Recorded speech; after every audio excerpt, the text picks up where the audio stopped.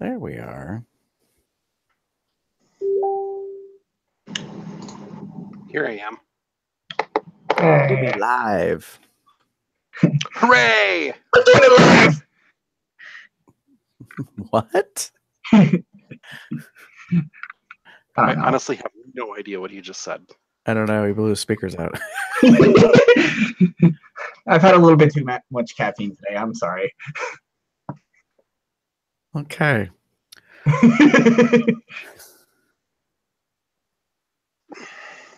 All right. Well, I got a special start for the beginning of the show, so I hope you like it. Oh boy. Special start. There's a question burns deep in my soul, one that you can only control. From your lips to my tears, there's an answer we all need to hear. Tell me, is there an anal option? What's right for others ain't right for me. What I'm asking is biology, RuPaul, is there an anal option for me?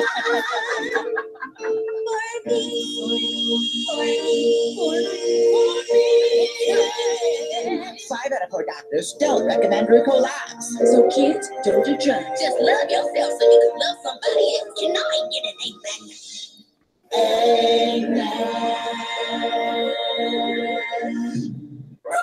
RuPaul Drag Race.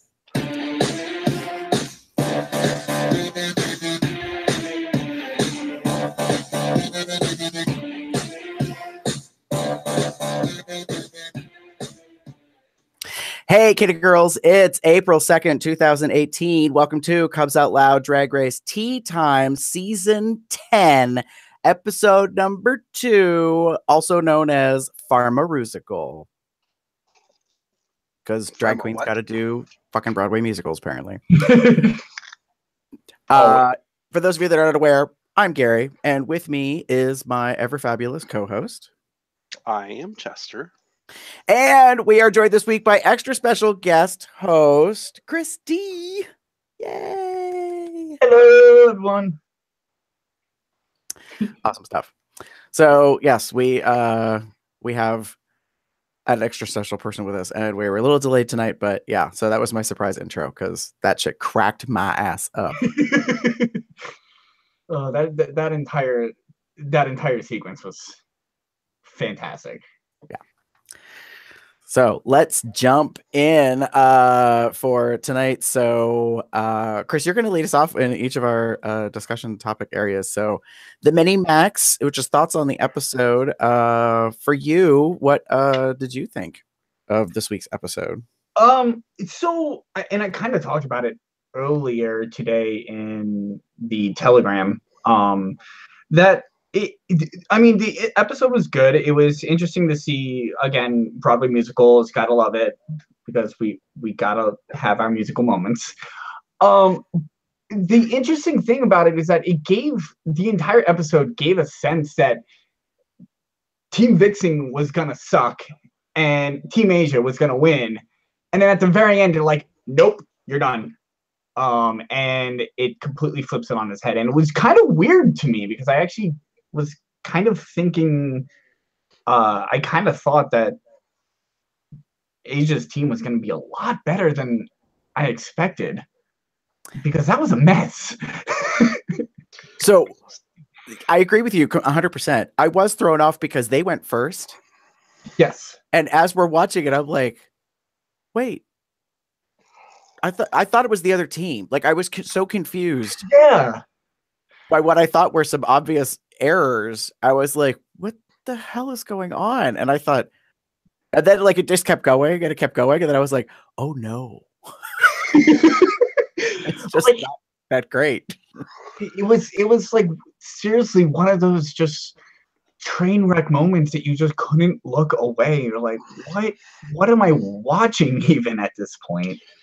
Like, I have a feeling that our new supergroup of VH1 being having a little bit more money on production value, is able to do things like that, like research how can we squeeze the most amount of drama out of all of the footage that we have. I mean, they've already extended the episode by a half hour every episode, so they have more time to play with. Maybe it's just that this season is just...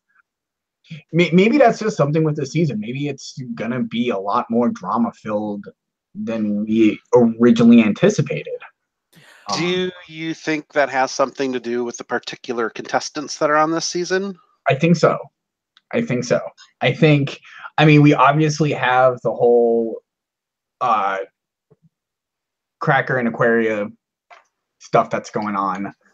And you've got the Vixen, who I don't know what... I mean, I also have... I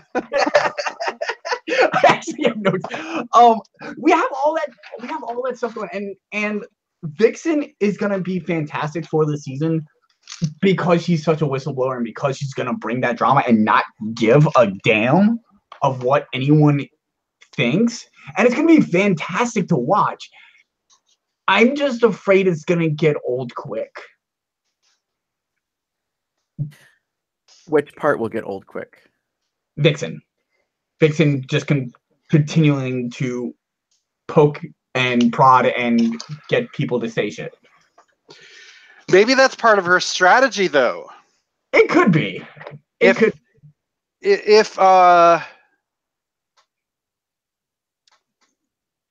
Nerve is part of the creative uniqueness, nerve, and talent, maybe that is part of her strategy, is to get other people riled up and to start shit. Because if she's the one starting it, nobody's ever going to come back at her with anything. No. Nobody will confront her. No. They're not going to. But, and it was interesting to see. It was sad to see Eureka and Calorie lip sync against each other, the big girls, because we saw throughout the episode, and even in Untucked, with how much of a friendship they've bonded, and that was kind of sad to see. But Eureka killed it on that, I think. And then just one other note from just what I've seen from both the mini and the maxi challenge. I just have a prediction here that Monet Exchange is going to do Nene Leaks for Snatch Game. You do know that? Or I don't know if she's going to. Okay. From her looks in this episode, from the mini challenge and the maxi challenge, I have a feeling she's going to do Nene Leaks because she's doing a lot of it. All of her looks have been looking like Nene Leaks. It's weird. But and there's an Andy Cohen reference. Yeah. Yes, that too. Mini challenge. Yeah, and then she came out on the main stage and in her runway outfit, and it still gave me a lot of that Nene vibes. So yeah, I mean, like in our live chat right now, Ginger T-Time's like, Vixen isn't going to let anyone slide.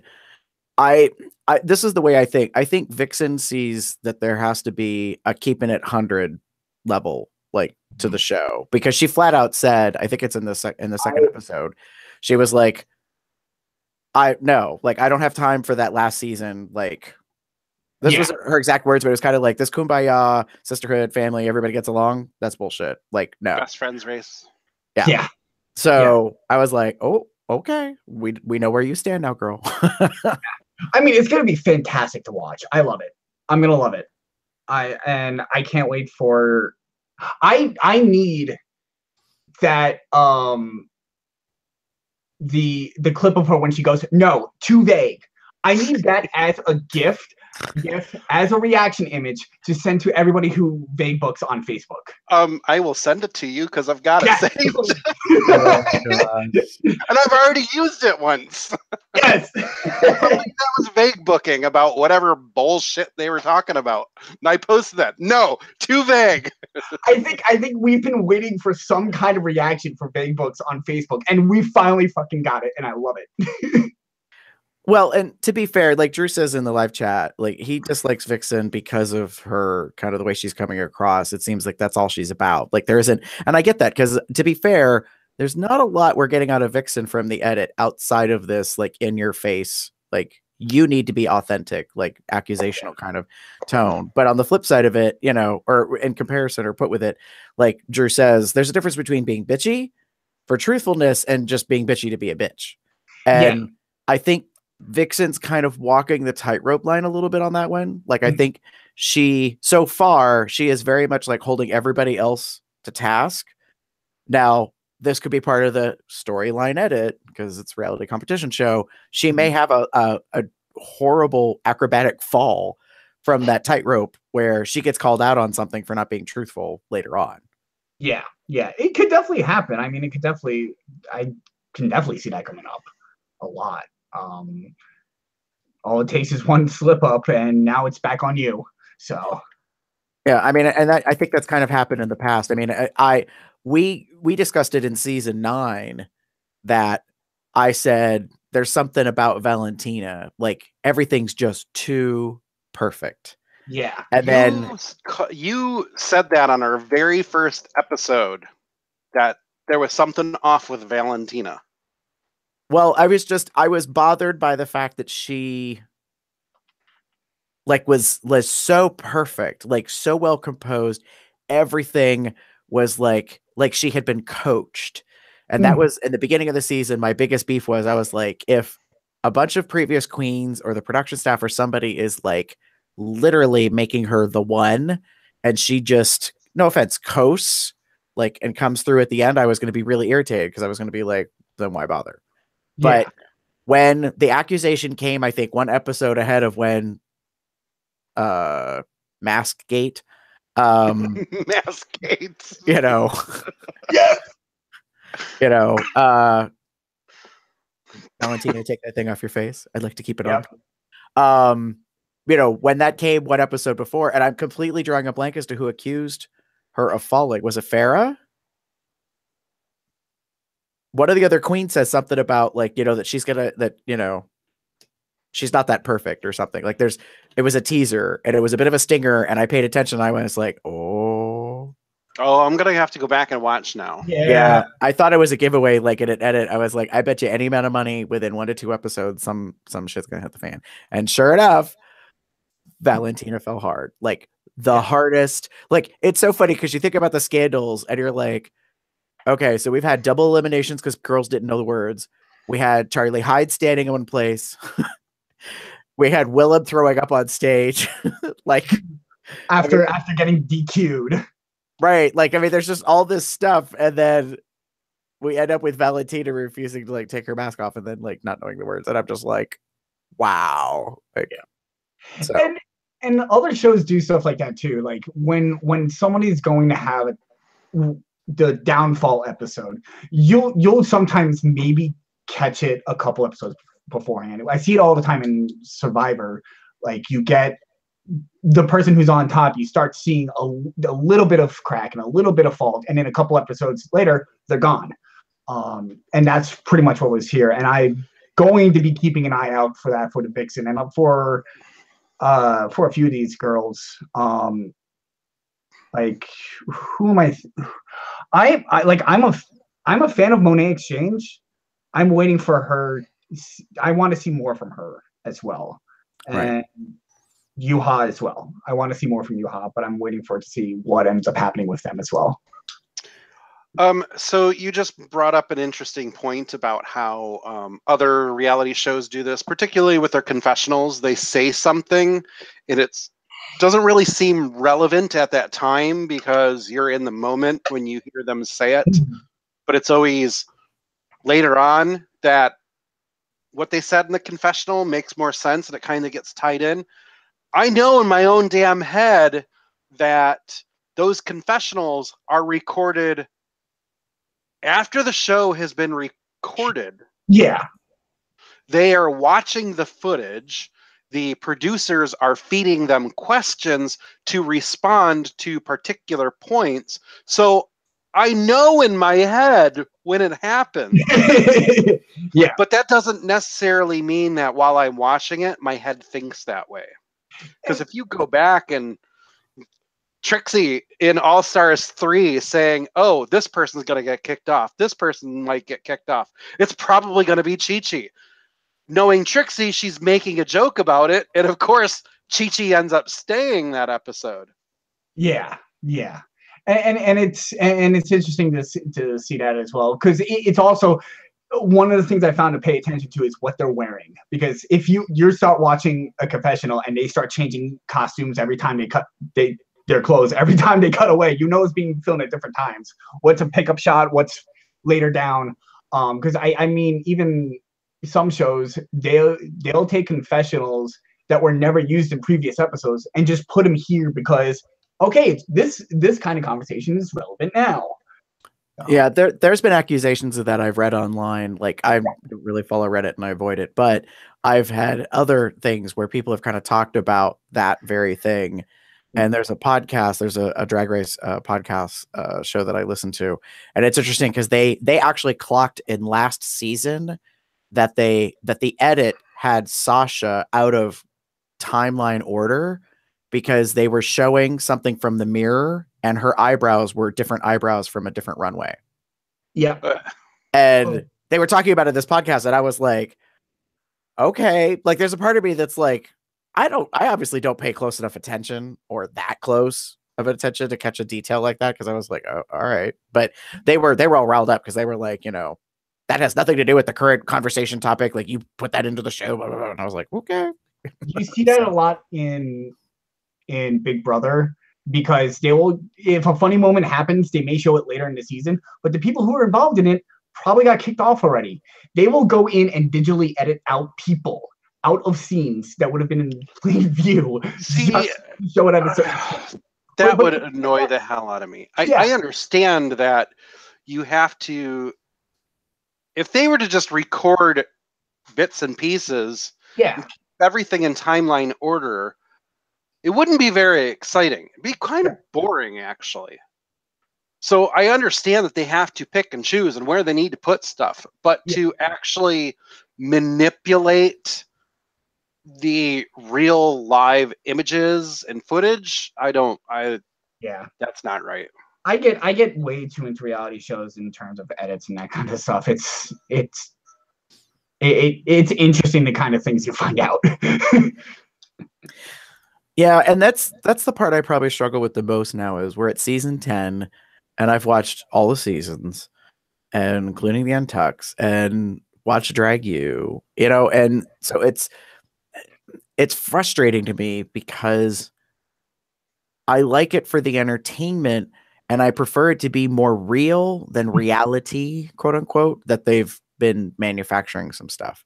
And the line that we've heard for years on end is like, you can't like, and Ru said it, Michelle said it a bunch of times. This is what bugs me is they're like, you can't blame the edit, bitch. You said it. You said it.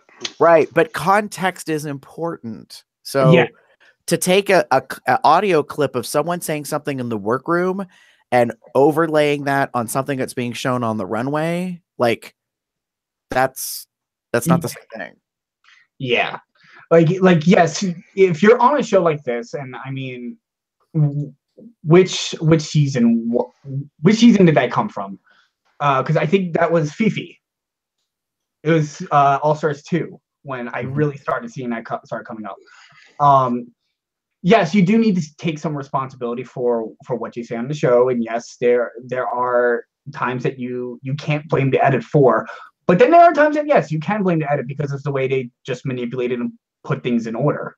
So right, and even Fifi has come out and said that I did say these things, and I'm not going to deny that I said them. That's just the way that the edit happens. Yeah. Right. I mean, and I think what bothered Fifi the most about All-Star Season 2, to jump back to that, was she unfortunately gave them the ammunition, because one of the first things she did in a first confessional from her entrance was she said, I'm the villain. Get it? Yeah. She comes in as the Riddler. And I was like, and I thought, this is not going to go well. And it didn't, because from there on out, like, they just kind of ran with that. So, and so I read a thing online, which I found very interesting. I'm pretty sure I read it, where there was no, not even. It was an interview with Aja, I want to say, in which she said, yes, we as a whole entire season strategically, like amongst ourselves, did not want to have this kind of stuff happen to us. Yeah. Like, and I thought, yeah, it makes sense. Like as a psychological game, you're going into it knowing that what comes out the other end, it's like the Play-Doh factory. Like, so you put stuff in and then they put all this pressure on it, they apply it, and then it extrudes and it comes out like a certain shape. The problem is you give them the raw product, you don't get to have a say in what the final result is. Yeah. And I think that particular grouping was like, no, we've seen too much shenanigans or whatever. We don't necessarily feel comfortable with that. So that's why there wasn't as much drama and craziness, because they were like, no. Now, this particular group, I get the impression they pretty much all have grown up on RuPaul's Drag Race. They've seen all the seasons. They're well aware of the machine compared to previous seasons. So I think that's why the Vixen is like, I'll take on this role. I got no problem with it, because I'm going to ride this, I'm going to ride the money train as far as I can, because as it's going to pay out. Well, and as some of them said in the one interview that I watched, I think it was with Mike.com, they actually were well aware. And there was kind of some conversation about the fact, like, we know that you only make money until you aren't on the show. Like, so the earlier you get kicked off the show is when your bookings drop, because now you're not on anymore. You're not competing anymore. So the likelihood of you getting booked drops, as well as how much you can ask for. Oh, so, although I think Miss Vanjie is still going to get her bookings. Yes, there is that. In fact, I was just reading an article today online about how she took one episode's 90 minutes worth and has extended it like to the bank. In a huge way. But speaking of Miss Vanessa Vanjie Mateo, I have a prediction. I think she's coming back later in the season. I think so too. Because her What You Pack In, her this much. Yeah, well, her What You Pack In and some other stuff, I just feel like there's going to be a opportunity return, which is kind of now standard in these Drag Race seasons, and I have a feeling like she'll be back at least for one episode somehow. Yeah, whether it be a backup dancer or what, I don't know. Like something's gonna happen. Yes, and yeah, I think I definitely would love to see her again, and hopefully she does a lot better. So funny story, by the way, about her. My friend Lou out in Denver got to see her at a Drag Race show, and she's going around the stage. She's collecting her tips. She gets up to Lou. Lou tips her a bag of Chips Ahoy. I'm going to post it right now into the Telegram chat for you guys to see, but it's fantastic. She just grabs it, puts it up in the air, and she just starts dancing with it in her hands. It is absolutely... Why a bag of Chips Ahoy? Because Vanjie is always saying, get these cookies. Okay. So she's become infamous with cookies as being part of a catch line. And she was on a podcast I listened to because they had her call in and she was talking and they were asking her about these cookies. Like, and she said, I'm not really a sweets person. Like, this is the most hysterical thing. And I thought, oh, but you did it to yourself, girl. Like Bob the Drag Queen said, the worst, not the worst, but one of the worst things she did was purse first. She's like, I'm going to be 90 in a wheelchair, still doing drag, and I'm going to roll onto stage, and I got to be purse first. I did not think this through. I know I've mentioned it on our other podcast because I talk about Tidal Wave, but when we were at Gay Days Magic Kingdom, and we've got 300 bears in the hall, the theater hall for Country Bear Jamboree, some guy in the middle of our group shoved up his hand with Bob's purse. And everybody in the theater started shouting purse first. Oh, God. It doesn't even end there. As we're filing into the theater and we're waiting around, one of the CMs takes the purse, and as we're all getting situated, she starts running up and down in the front of the theater with this purse. Oh That's my. fantastic. Oh. Yeah. Yeah. So unfortunately for Vanjie, she's probably gonna get cookies a lot of places. Oh, and then did you see it got retweeted or reblogged by a couple of the queens? I think Kennedy Davenport posted on Twitter or something, was like, for any of my fans that come to my show, if you want to give me a gift, my favorite perfume is, and it's like Calvin Klein something or other, which by the way, I think she misspelled Calvin. But I was like, what is that about? Like, at first I thought it was a little shady because I was like, are you seriously just like asking for free shit? But then I realized, but fans like to do that. So why not get what you want as opposed to shit you don't want? Right. Just have your Amazon wish list on your main page or something. Yeah, it's like, girl, if you can't give me them bills, here's my Amazon wish list. Just yes. Oh send it to man. this PO box. Yeah. Yeah. No, I thought that was pretty interesting. I was kind of slightly amused by it. I was like, well, there's one way to like spin it. Like, if you go bring me the shit I want. Yeah, I don't know. Chester, was there anything that you wanted to add in terms of the mini and maxi challenges? And nope, I was just going to ask Chris if he had anything to add himself. So for our live listeners, I'm going to link the Instagram video that Chris is talking about of his friend with the Chips Ahoy cookie. And for our people listening, not live, it will be in the show notes. Yeah, on our blog at cubsoutloud.com. Ding. So yeah, it's the thing was interesting. I agree that they build it up that the Aja's team was going to be like the one to beat, and then turned it out. So I don't know. It was just it was strange to me. There's yeah, I'll get to that later. We'll cross that bridge when we get there. So are we ready to jump into the next section then? Yeah, I'm ready. Okay.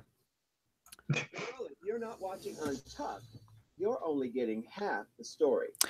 So Bruce says if you're not watching Untucked, then you're only getting half the story. And I have to agree, because so far this season, Untucked is the place to be. Nothing against the other 90 minutes, but that's like 3/4 of stuff that I'm like, can we please get to the other thing? Because I just think it's more real. But I also understand, because some of the queens have said the reason why Untucked is probably more popular is because, like, as was said, I think between Delta and Raja, they were like, first of all, you get us liquored up, which I'm like, all right, I don't know how much alcohol y'all really get, because I'm pretty sure that's kind of like limited, but you get, like, they're all like, we get to take our shoes off, we get to sit down, like, we get to kiki, like, and there's nothing more than a bunch of drag queens getting together and just talking the shit out. Yeah. And Well, if you think about it, I think that's how society is in general. When you are in a place where your emotions are kept really high, and then all of a sudden you are taken out of that space and put in something more relaxing, where you can just sit with your friends, because you know damn well when we're at runs, the same shit happens to us. I mean, look at us at Claw last year. We're all running around doing our thing during the day, and at the end of the night, you know, we're sitting in our room just chit-chatting for 4 hours. Mm-hmm. yeah, that's true. And Drew says, I saw a lot of empty or near empty glasses on Untucked. Yes. You know that they enjoy it, and that hasn't happened yet this season. I think it happened last season or the season before, maybe. In one of them, they were talking to the staff, you know, the backstage crew, and they were like, because one of the queens was like, "Can I get a refill?" Like, which was cracking me up, because I was like, "Bitch, you know you ain't gonna get a refill, but you can ask anyways." Like, well, that's the interesting thing. I'm always curious, because how long are they actually backstage for? Because we only see so much of it, but with all the deliberations going on, what's getting cut out, on I stage. would say they're probably back there for a good half hour. I'd say Like longer. minimum half hour. Right. I agree with Chester. I think it's a minimum 30 minutes. I would bet on average it's probably 45 minutes, maybe towards an hour, because there's a couple of things that have to happen. One, everyone's got to get settled. You know, They have to the first reset group the is safe. stage. Right. But then like everybody kind of needs to unwind. And I doubt everybody jumps in full energy with the cameras. You know what I mean? Like as soon as they get there. So I mean, as the season goes on, that probably becomes more natural. Like episode 3, episode 4, like now they kind of know like the routine in that. And with less people on stage, it's a lot easier too. Right. And I think there's also notably like now we know what we've known for a little while. Like there's a 5-minute warning. Yeah. You know, the girls that think they're in the bottom, they've got their iPods, they're listening to the music, you know, so they know what to do for the lip sync. At least they're supposed to. So there's some elements of that. And I bet you any amount of money, like the judges are deliberating, plus so all that video camera work is going on and recording, as well as the Untucked at the same time. And then I guarantee judges get a pee break or a cigarette break or whatever. So there's probably at least another 10 minutes left of somewhere that time that gets eaten up, whether the girls are busy kikiing or not, because the judges are like, I'm gonna go out, you know what I mean? And like in this episode of Untucked, we got to see yet again, which we hadn't seen until I think when season Katya was on, like, and Ginger and them, like we didn't know about them going out for cigarette breaks. I mean, it's quite obvious, but yet again, we got to see it only this time. Interestingly, they weren't outside for the cigarette break. No, they didn't even. I don't think they had a cigarette. I think they were just outside of from where everyone else was. I have a feeling they were in like a loading dock or something like that. Yes, you're right. It's obviously a covered area, but I'm pretty sure it's still outside. Yeah. It's California. It was also probably dark because normally, like when they go outside, it's normally like daytime and you can see much. So they were probably outside at night too. So, which is interesting. Yeah, well, they're in a whole new location. So that was one of the big things that some people have picked up on and Ru's talked about it in the What's the Tea podcast with her and Michelle. This I knew before the season even aired. She was very open and talking about how they were in a new location in California. They weren't in their usual studio. So that's part of why I think the workroom got changed. Like there's some elements visually that are different. And part of it, I think, is just naturally because they're in a whole new location and they took advantage of maybe a bigger studio space. The layout they tried to duplicate, but they may not have been able to do an exact match. Mm-hmm. So I think there's some elements of that. So that may, and for all we know, like there may be a smoking zoning thing in the new location where they're at that they can't actually smoke outside, or if they have to go like, I don't know, 50 feet away or some shit. Yeah. And they may be like, no, like you're not going to be across the street and down in the alley with us with a camera in order to smoke. So you get to sit here in this garage or whatever. And even going outside, I can see the risk of that just in general, because there are crazy fans out there that are gonna go and try to find them and do what they can to try to find them. So if they got to go outside, that's gonna be some kind of security issue right there as well. True. Yeah. Yeah. When you think about that. So, yeah. So, I mean, was there anything in particular about Untucked that stood out to you this time, Chris? I think I kind of said it earlier with the relationship between Calorie and Eureka. I think that whole, it was interesting to see their reactions to it, because it was like they knew immediately and they were gone. They were like in their corners lip syncing. They didn't care about what anyone else has said, and it's interesting to see that kind of emotional state, because I don't think we've really seen that too much, where it's like they come back, even if you're lip syncing, they're still sitting down, they're still kikiing, they're still hanging out with everybody. You don't see them just go into the back room and just go off to the side and start practicing, which was really interesting to see, especially what we saw at the end with Calorie, which was, I know you and I were kind of talking back and forth when Calorie had her breakdown at the very end. Yeah. That was real. Well, so here's the thing about this episode of Untucked was I thought it was very emotional. And one of the things about it that probably bothered me the most was, I think, the authenticity of Eureka's voiceover when she's really upset and she comes back, and is it Cameron that Dusty talks to her for a moment, and the conversation suddenly switches, and Asia better watch it because she's starting to annoy me with this shit.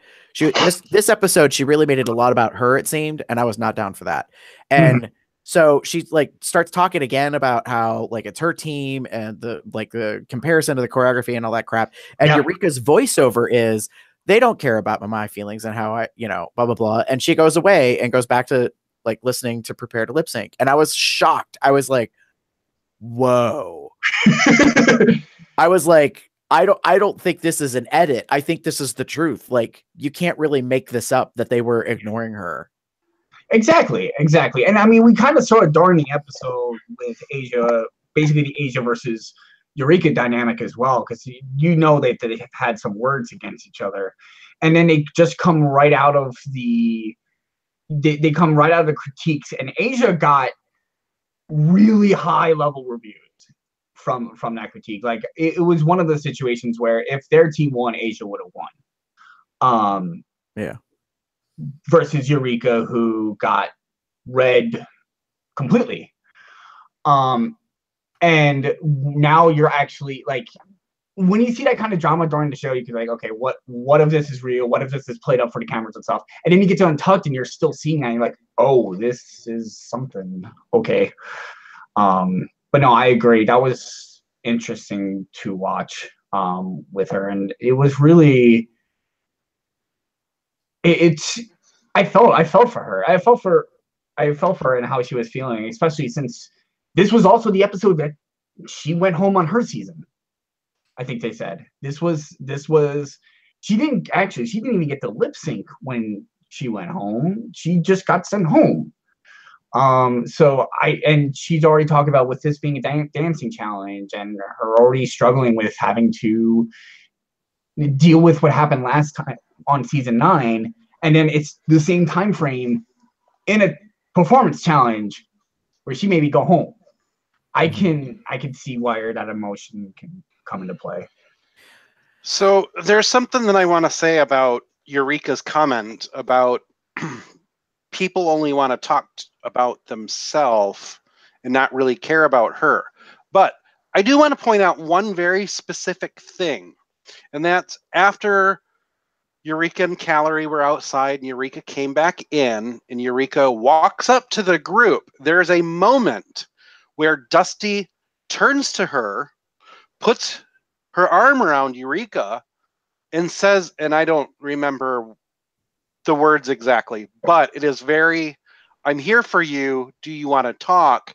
And Eureka stops her mid-sentence and then talks to the whole crowd like, everybody put your eyes on me because I've got something to say.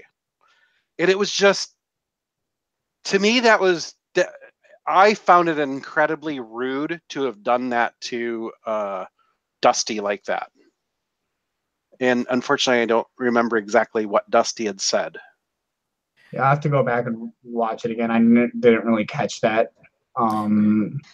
Yeah, I know that Dusty consoled her in that moment, but I agree with you, Chester, that that thing kind of switched around, and I don't really think it was the edit. And I'd have to go back and watch it. I only ended up watching it twice, so that is unfortunate. But I'll say this, and this isn't defending Eureka. I think that's a part of her personality.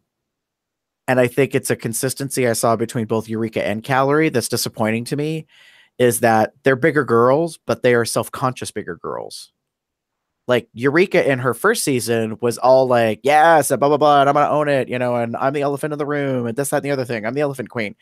Everybody was so excited about that. She comes back this season, but because of the knee surgery and all this psychological pressure she puts on herself and the distraction of her mother's illness, she's really changed. Yeah. Isn't the same Eureka. And that's bugging a lot of people because they're like, girl, like you were fierce. Now you're not fierce. And even the judges are kind of like, we don't know where you are. You need to come back. Like you need to get your head back in the game. Like Ross was saying, like your knee sent you home last season. Your head's going to send you home this season if you don't get it together. And I thought that was really poignant. And there's a part of me that's like, well, I wonder if this is the storyline. Like if this is the arc, like, and we're about to diverge. Like we have, one of two paths. Either Eureka's going to crash and burn, or like typically happens when someone has a really bad episode, the next episode, they get their shit together. Like, yeah, right. At least for one episode. So yeah, that's the interesting to watch, is to see the recovery episode. If it happens. If it happens, that's the biggest thing.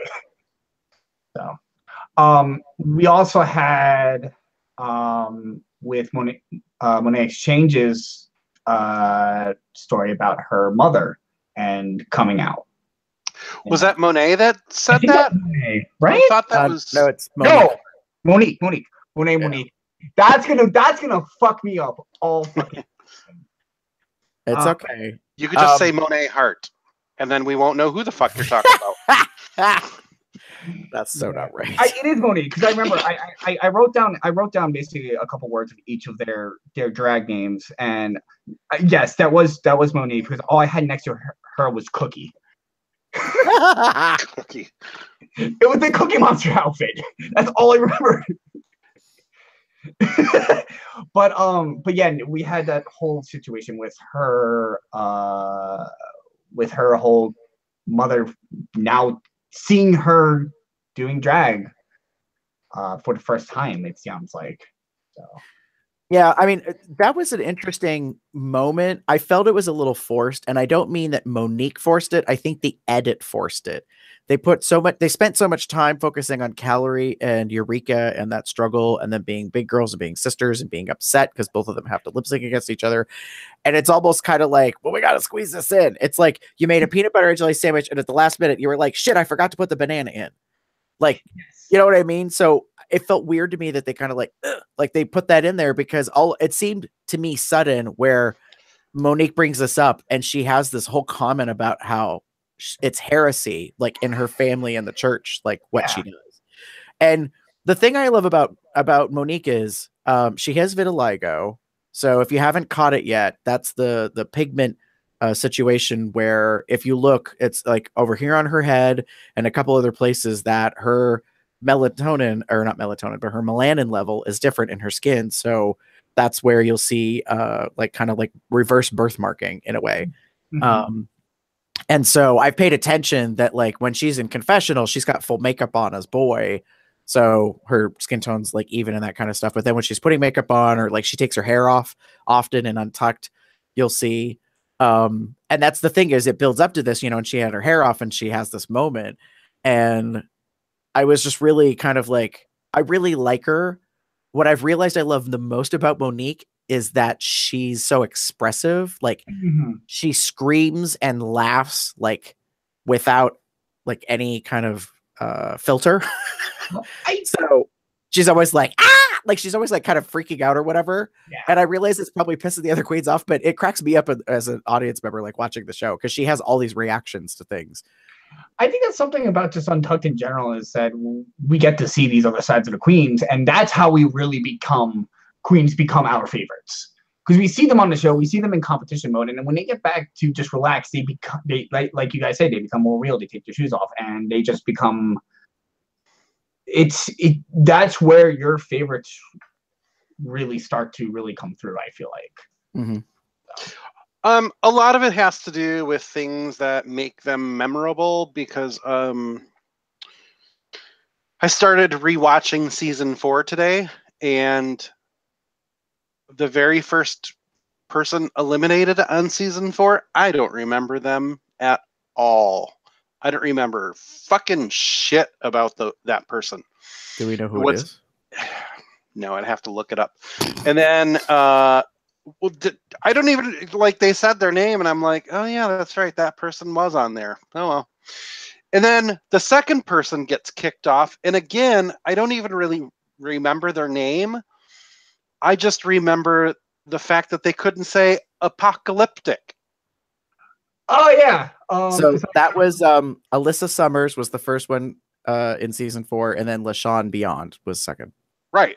Do we know anything more about either of those people? No. And it doesn't have anything to do with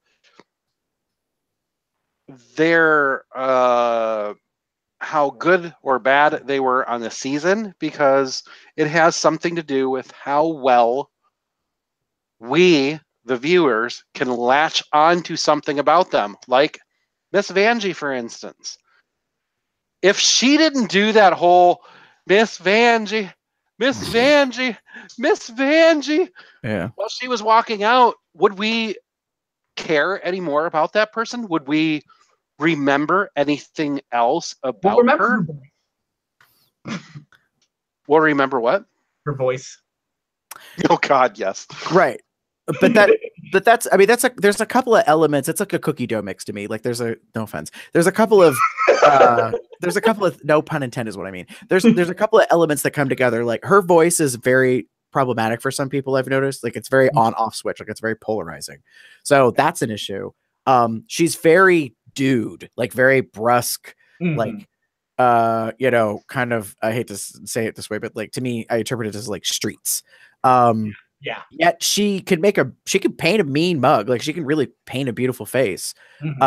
So she's like this dichotomy issue. I think that's why the judges were very intrigued, because they were like, you look this way, but you sound this way. Like basically kind of like you're beautiful, but you have a mouth of a sailor. And so I thought that was kind of interesting. And there was a lot of things that came together, but notably she kept saying Miss Vanjie apparently in the workroom, because Eureka made a reference to it. Like there was a reference, like it's happened not just on the runway when she left, but prior, and that it was kind of going viral amongst them, like as a thing that they would say over and over again, kind of like Eureka and Calorie and their little like big girls gonna eat you thing. Yeah. And even I think it was Monet Exchange said something about Miss Vanjie saying that for like 3 minutes straight during the elimination. And that was what brought Ru to say, what was her name again? Oh, what's her name? Well, so Vanjie. I don't think where did I talk about this at? Was it with you, Chris? Maybe in chat. So on the RuPaul podcast, there's like some it's not really tea being spilled, but Ru says a couple of episodes ago, before we got to this episode of this season, her and Michelle are talking, and Ru can't spoil what's going to come, but they were talking about like what it takes to get up and drag and this kind of stuff. And she's talking about, she always makes joke about that she has all these pulls and levers, and she gets taped. Like Matthew taught about using tape, and then like there's string attached and you pull it in the back and you tie it and it like pulls everything back like a facelift. But that has to be hidden like under hair or something. And the season 1 or the very first episode, she had that white hair that was a little bit on this side, but it was very high and it kind of fell over to this side. And she said that she can't really do a ton of expression, and Michelle knows this, and sometimes Michelle will try to make Ru laugh on purpose, and Ru gets irritated because if she laughs too much or does a certain thing, she's going to pop, like meaning the tape will come undone or whatever. And that's what we saw in this episode, was Michelle and Ru on the judges panel, and Michelle just saying over and over again to Ru to get her to laugh, Miss Vanjie, Miss Van, like she just have one thing to say. Egging her, she just keeps egging her on, and that's why Ru with gritted teeth says, "You better stop." Like she's just, because I think she's at her point where she's like, "Girl, I'm gonna grab your titty." Like, stop. I thought that was what was about to come next. So I knew something was coming, and this is sort of, it's not really a spoiler alert. It's a teaser. This Miss Vanjie thing comes back. I'm waiting, because in the podcast, Ru says it's during one episode and then it comes back later again. So I don't know if that means Miss Vanjie comes back, or if Michelle's just a bitch and she does this to Ru again at another point to, like, get her to laugh or something. I don't know. I definitely feel like she's coming back. I feel like they're going to do another competition where they compete to have one person come back, and I guess maybe she gets it. Yeah, we'll see. We'll kind of see where that goes. Chester, is there anything you wanted to say about Untucked? No. Okay. Then we'll move on. Time has come. Read your lip sync for your life. Good luck, and don't fuck it up. Yeah, so Rue always says, don't fuck it up, but somebody always does. I don't understand how that... So it's snaps and eye rolls, or otherwise known as hits and misses. So, Chris, who are your snaps for? Oh, man. I would have to... I'm going to actually give snaps to Monique for that outfit, for that Cookie Monster outfit. I fucking love that. I absolutely loved that so much. I think she pulled it off really, really well with the reveal and all. I think definitely give her that. And just overall, she's becoming quickly one of my favorites of the season too. So I'm definitely going to give her that. I was also hungry when I watched the episode, so the cookies kind of needed. For eye rolls, I have a question. Where the fuck was Blair St. Clair this entire episode? If you aren't memorable, well, I'll let me rephrase that whole sentence I was about to say. If you are passable and safe, nothing needs to be said about you. That is not good or bad. You are just middle of the road. Actually, that is kind of bad in a way. Yeah. Like, you should never strive to be safe. Like I for her best drag, I didn't love, like, almost like, okay. It didn't seem like all too memorable for me. And during the mini challenge, even, like, all she did was get picked up by a crew member and just get spun around. I didn't even see her face during that entire mini challenge. So, and she just, besides the point when she was getting choreography with Alyssa, which, by the way, that's something we haven't talked about. Having Alyssa back, that was fucking awesome. We glanced over that entire part. That was fucking awesome. I have something to say about Alyssa, but go on with your point. But even that, like, yeah, they try to bring Blair out because she was on Vixen's team, so of course they're trying to play up the fact that apparently they're supposed to lose, but not actually lose. But still, I just completely forgot about her. I forgot she was on the season this episode, especially with last episode, where I'm making the jokes of whose producer's kid walked in on the show. So now, yeah, that was just, I think that was disappointing because I was actually kind of excited to see her maybe hopefully break out, and then her completely disappear this episode. I was like, well, okay. All right. So your question about where was Blair St. Clair? She was there. Oh, that just rhymed. Under a stair. The problem was she was not living up to what most people have as an expectation of a Broadway, like, performing drag queen. I think so. Now, I hate to say this, but I think it's the shoes. Whatever shoes she was wearing for rehearsal, I think were the problem. Most likely they were brand new. Yeah. Because I'm like, girl, those are not dance shoes. That's clear acrylic heels. Like, it's no wonder, like, you know, she's all rickety like Bambi on the stage and can't, like, do a spin on, like, you know, the ball of her foot. I just felt bad for her. And I was like, oh, this is not going good for you, girl. Because, like, everyone's basically like, what are you doing? Yeah. And yeah. So I think that is actually the disappointment as well, is the fact that, yeah, she's supposed to be a Broadway queen and this is the Broadway challenge. Now I completely disagree with you. Mm-hmm.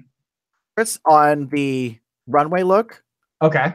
I gasped. Like, it took my breath away when Blair walked out in that beaded gown, Okay. because that son of a bitch weighs as much as she does.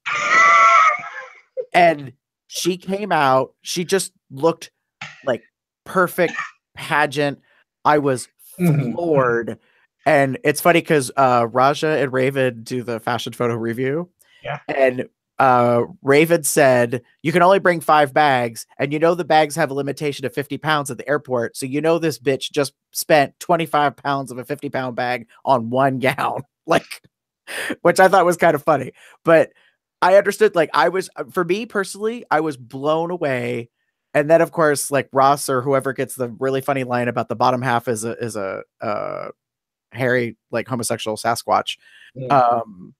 But I still loved it. Like, the 2 times I've like seen it, I was just transfixed at that runway, like, of her walking it. This is the thing that I had as a problem about the maxi challenges. It's supposed to be your best drag, and I'm sorry, some of these girls, if that's your best drag, Oh my God, bye. Yeah. Not your best drag. So Blair, for me, I'm like, yes, girl, that is high drag. So I'm always wondered why they would always do best drag this early, because you're giving away one of your best looks so early on the show. Where are you going from there? Well, as Ross said, it shouldn't be hiding in the closet. Understood. Well, that was response to Yua, and no offense, I like Yua, but she done like really stepped in it. I could not believe. Yeah. Well, like they were saying in judges' critique, she claps back too much. She should take a note from the pageant queens and just learn how to take criticism and not talk back every single time you get talked to. Yeah.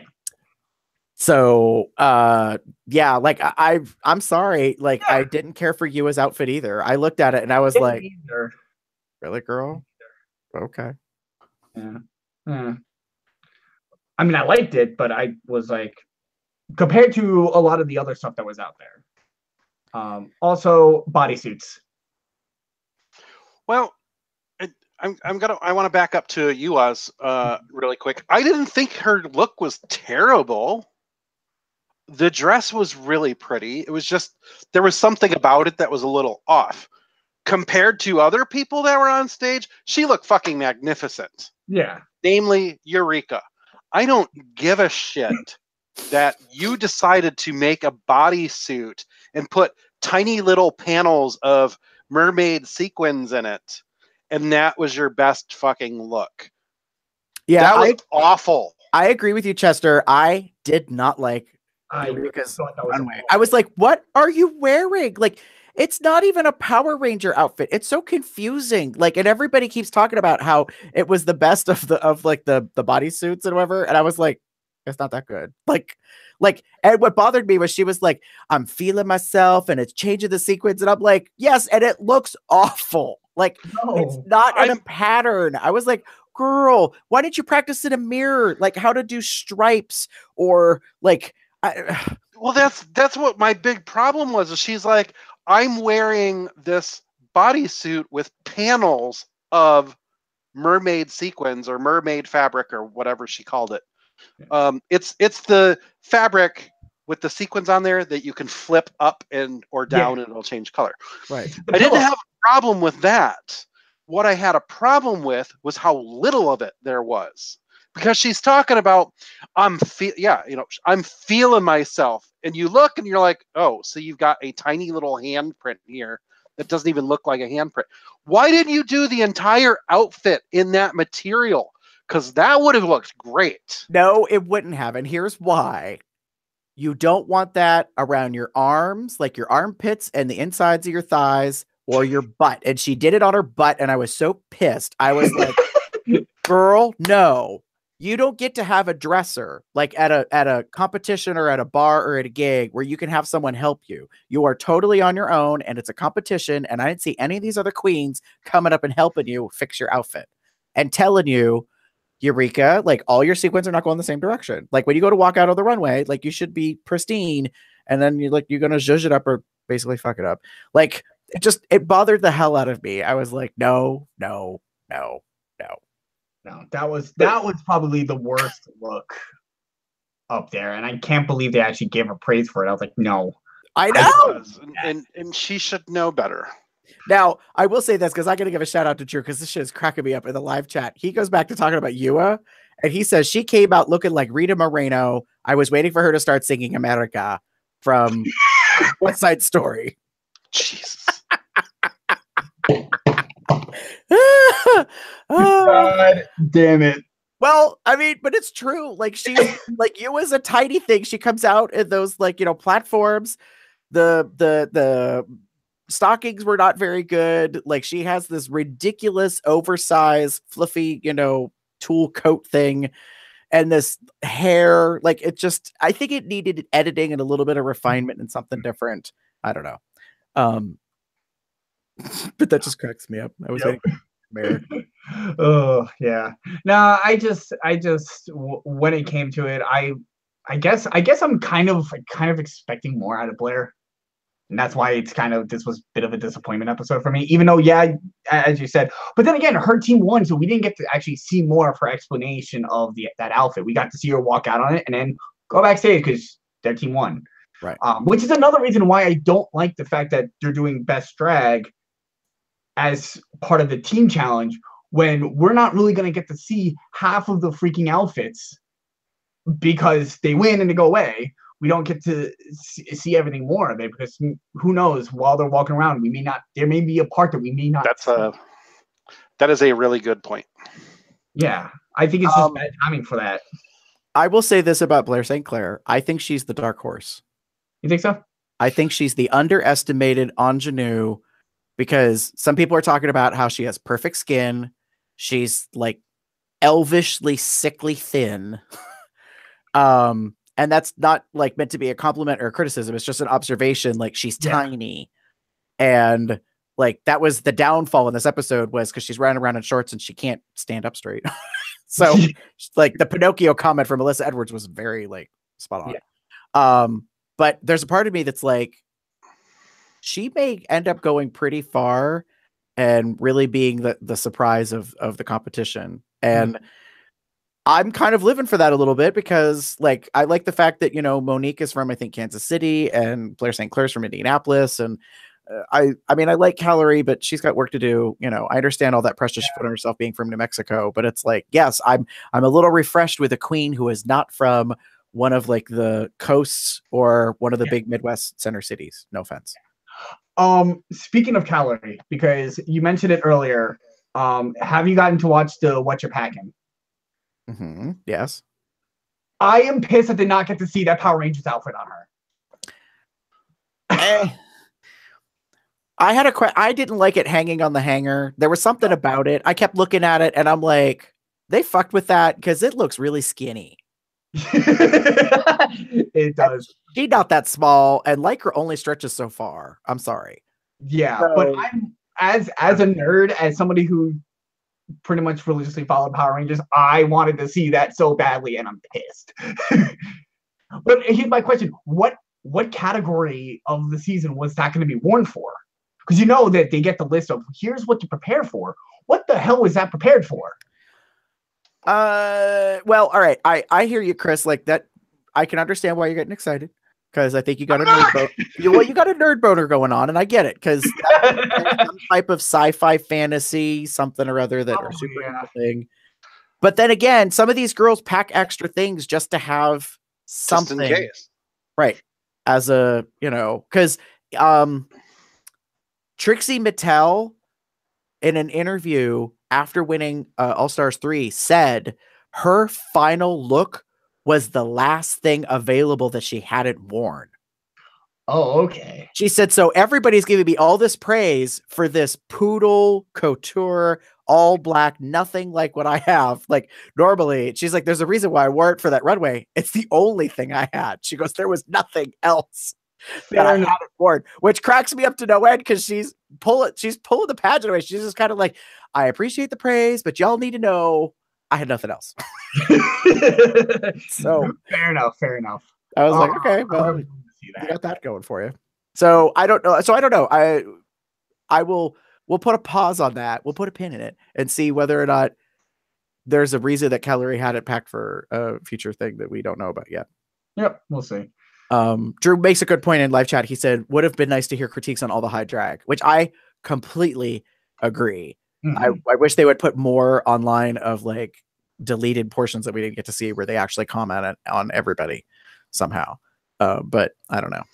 Well, Chester, goddamn you, in the Telegram chat, that the Miss Vanjie memes are gonna be forever. I hate when people latch on to memes like this when I don't relate to it. And this whole Miss Vanjie meme, I don't relate to it because I don't think it's all that funny. But every once in a while, I see a gem like this. So for those that aren't aware, Chester, if you want to put somehow a link in that thing or whatever, apparently, because I don't do this, like it's a card game, right? Called Hearthstone. Hearthstone. It's similar to Magic, but it's based on World of Warcraft. Yeah. So there is a Miss Vanjie card now. And the flavor text on it says, Echo, if you control 3 of this minion, snatch a trophy. It's so it's such a mashup of Drag Race and geekery. If you are a Hearthstone player or even a Magic player, you could appreciate what this is. I have one thing that I want to add about my while we're still on snaps and eye rolls, and that's Miss Alyssa Edwards for your consideration. I loved the fact that she was on there. I think it was great to have a previous queen from episodes in the past come on there to help the queens with their challenge. And as soon as I realized that what Alyssa was doing, teaching the choreography and so on and so forth, I'm like, Jesus Christ, why didn't the producers think this through? They could have had a queen on every single episode as a guidepost for the queens on that episode. That's true. As coaching. I hadn't thought of that. I think that would have been fan-fucking-tastic. Yeah. To have somebody come out there and do that. Like, have somebody like Sasha come out there and be like, this is how you do art or political statements. Or have somebody come out like, who would be a good one? Bianca Del Rio. For comedy. Right. For comedy. And how to work a crowd. Things of that nature. Well, maybe that's the start of something, and they just because we're only in 2 episodes, so you might be on track with something, Chester, we don't know about yet. That would be fun. I will say this: her being the choreographer, I was so happy because she was not putting up with any shit. She just was like, "I'm gonna work you like I work my girls." Oh, you! And I was like, clever. "Oh my god." Yes. I'm so happy she's back, and I think Chester, you're on to something, because especially with this being the 10th season, we saw episode 1 when they had all the queens there for their mini challenge, and now you have Alyssa who came back for this challenge. It's something that they could run with for every episode, for each episode. It's funny. I saw. It would have been perfect for season 10 to have done that. Yeah. To have that kind of element. Yeah. It's actually kind of funny because someone posted, I think I saw on Tumblr, they posted the video from the first episode of all the past queens coming back, and they're working the switchboard, they're cleaning the lights, you have Bob Drag Queen mopping the stage. And all the caption is, when you still need to get your 300 hours of community service to World of Wonder. Wow, I did not see that one. I gotta find it again. But yeah, I saw that. I was like, that is very true. To be fair, I think if there is going to be returning queens, they're all going to be queens that we know are now based in LA, pretty much. Yes, they're immediately available or short-term available without a lot of pre-booking to come, to outside of LA, wherever they filmed this year. I keep forgetting where it was. Ru said the name a couple of times. The only thing I remember, which I suppose I could look it up, is it's where the Charlie Manson state is, or whatever compound. There was and that's what there's two things that this area is known for. And that's the one thing she kept talking about, was that the Charlie Manson compound. Dang it, I'm looking. It says LA, but that's not. It's a suburb of LA, outside the area. Anyways, wherever the Manson family ranch is apparently where they filmed at. Not at the ranch, but like, nearby. Because now apparently you could go visit it, or something. Yeah. Dang, there's something else I would have known for wherever they filmed. But yeah. Are we ready to move on to last call? I'm ready. Okay. Gentlemen, start your engines, and may the best woman win. All right, so it's last call, final impressions. Chris, what are your final thoughts on where we stand, either for this episode or for the season? I think Vixen's gonna bring some trouble, waiting for her downfall. And I'm interested to see how they edit the rest of the season, because again, this edit for this episode was just weird. I'm gonna be interested to see where they go with it. Nothing really too much. We've really covered everything. Yeah, I don't really have any much else to say. I don't know if you guys do. Chester? No.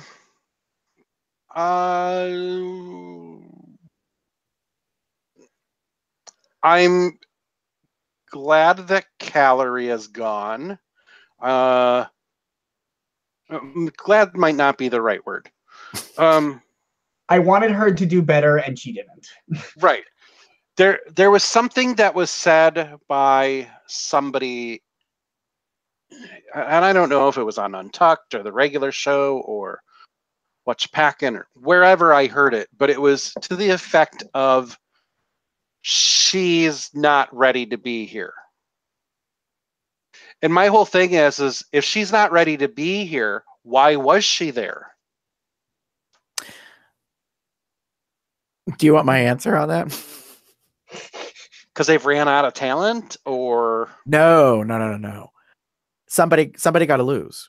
Somebody got to go home early. Somebody has to lose. But when you look at it and you're like, wow, you are really not very good at these challenges that are being faced with you. Like, take for example Aja. When Aja came on to season 9, she's like entering the workroom, bitch, I am here. I am going to slay this competition. And she learned very, very quickly that she does not have the skills needed to be there and to like continue on. Mm-hmm. And she learned that probably in the second, third episode when she was on. She learned that. She's like, no, maybe you're right. I can't compete with these girls because they are on a level that I'm just not at. Mm-hmm.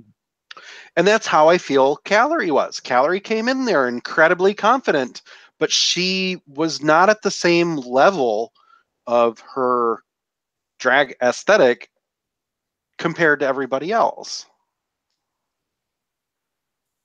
And I feel bad for her. And you're right, somebody's got to go home. And if that was what we were going to get from her all season, then yeah, it was time for her to go. Mm-hmm. Kind of sucks because we don't know what Vanessa was going to do, because I didn't think Vanessa was all that bad compared to Calorie. She just did a better lip sync. Yeah. I understand where you're coming from. That I mean, I said this in the last episode when we recorded last week. I'm disappointed that it's season 10 and there's all this focus on it being season 10, and these are supposed to be, no offense, like the best of the best. Like, we're 10 seasons in, so these queens should be better than any queens before. That's where my disappointment is, because I'm like, then I expect 10 motherfucking like highly competitive bitches who are bringing the game every minute. And yet our cast is weighted the same as any other season. So we've got what, 14 queens this season? So we basically have like four, 5, and 5, like 4 top, 5 in the middle, and 5 not so great. And like I said, when Damon and I started this back in season 7, quickly we realized like the first couple episodes are kind of annoying because you have to get, no offense, you have to get through the people who really don't deserve to be here. I just say it that way. Right. To get to like some of the meat of the competition, where the middle of the pack has a chance to prove and improve over season, and those that are at the top are fighting to stay in the top.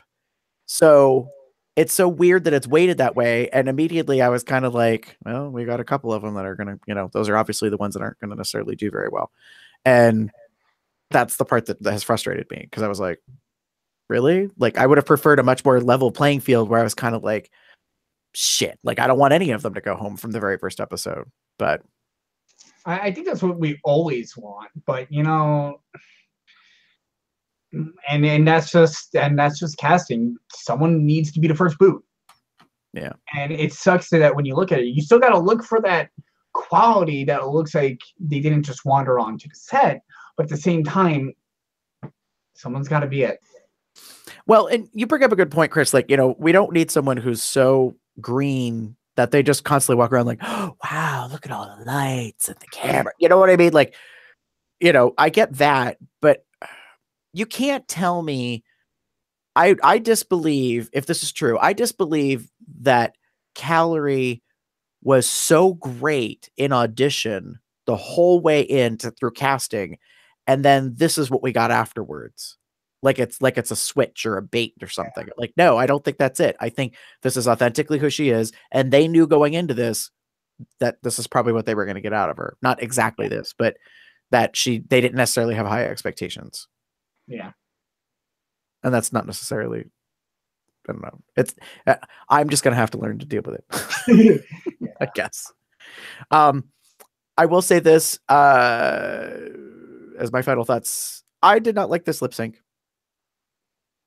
So I kind of think both of them should have gone home. I thought it was lackluster, and I was really frustrated with Eureka because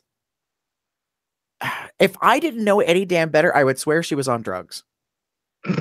There's just something about her performance, like she just wasn't engaged. It was very weird to me.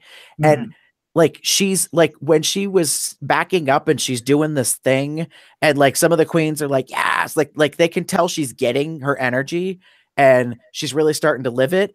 But then like she was off center of the runway stage, and like she kind of tottered over on one side and then like kind of did this diagonal cross. Like, I was like, girl, you are a performer. You've been doing this for years. Like spatial relation, it in terms of your size. What is going wrong with you? Because I was like, no, like the stage is so obvious. They filled in the black panel areas that sometimes are there, sometimes aren't. So like you could see like where the T of the runway is, and she just kind of went doot, doot, doot, doot, doot, doot. And I was like, what?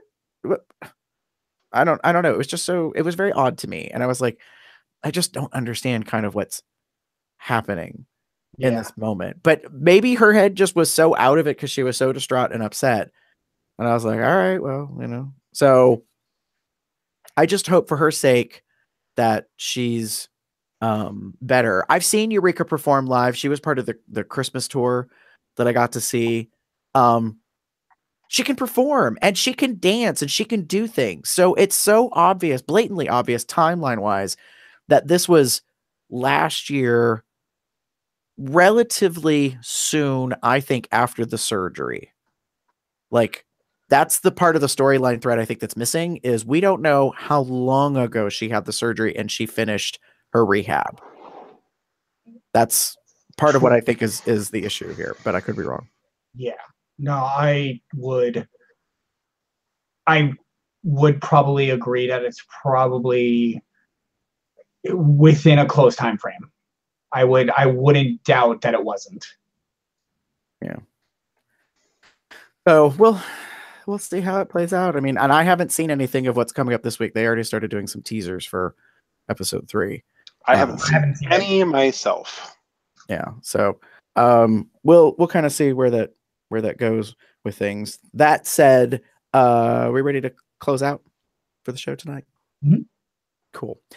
If you want to get in touch with us, there's many ways to do it. Obviously, you can go to cubsoutloud.com, which is our website. You can also send an email to cubsoutloud@gmail.com. If you would like to give us a ring-a-ding, you can do that and leave us a voicemail at 361-COL-TALK. That's 361-265-8255. On all the social medias, you can find us as Cubs Out Loud, all one word. That's Facebook, Twitter, Google+. As we've mentioned several times tonight, we're using Telegram as our chat group. If you go to tinyurl.com/telegram-or-COLDR in all caps, you'll be able, that's the direct link. You can come in and join us. This is what it looks like. What's that? I said, this is what it looks like. All these bitches just saying bitchy things.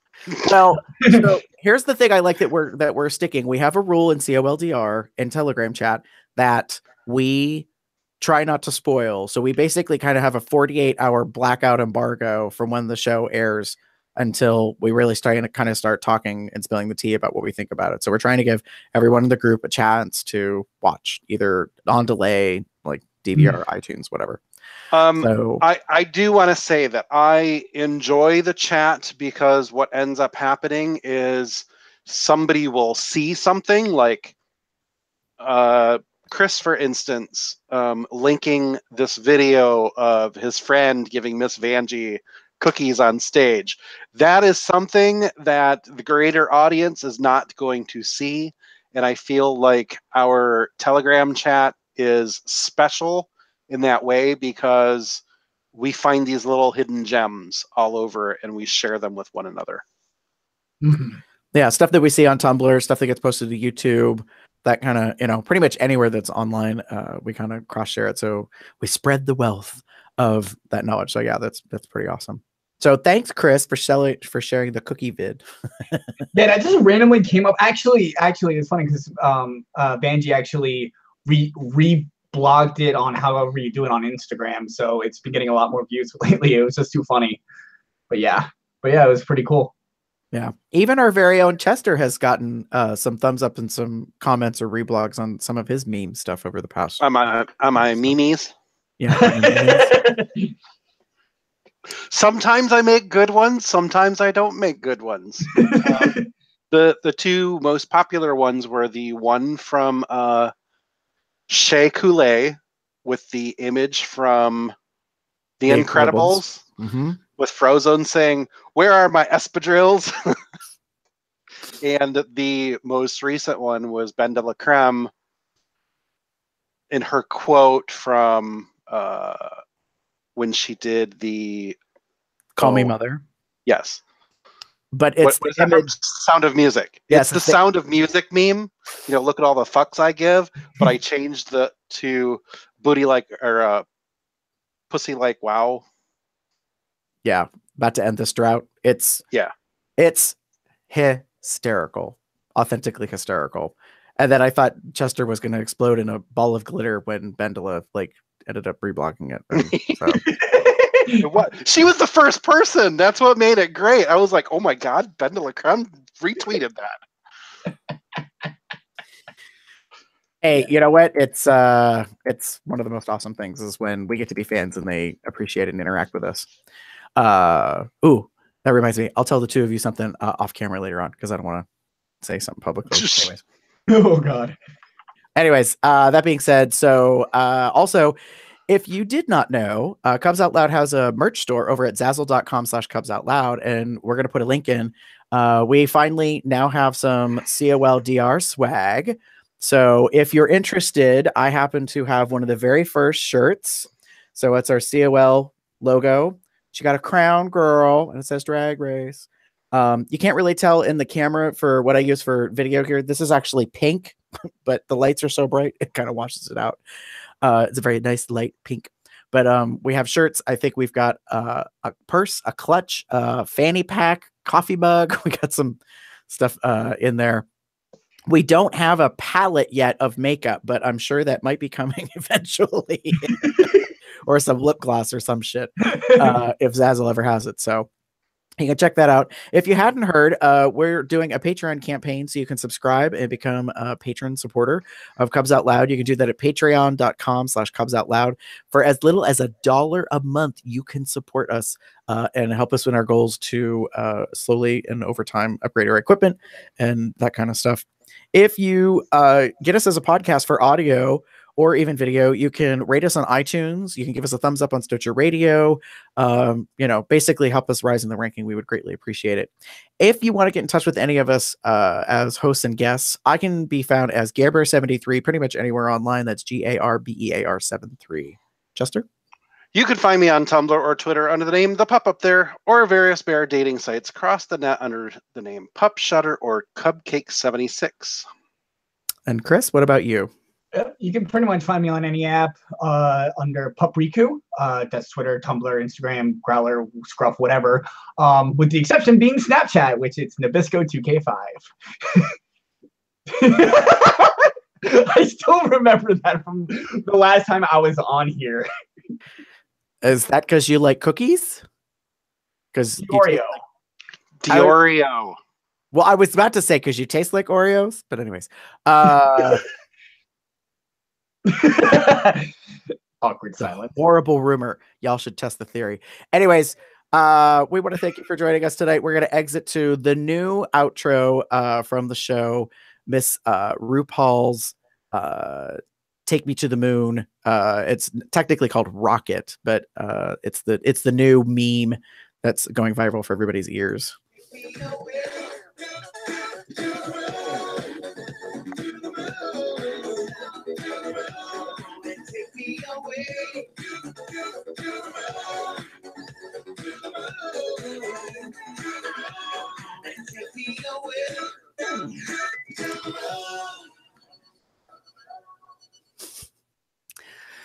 Thanks, everybody. Y'all have a good night, good day, good life, good afternoon, whenever you see us.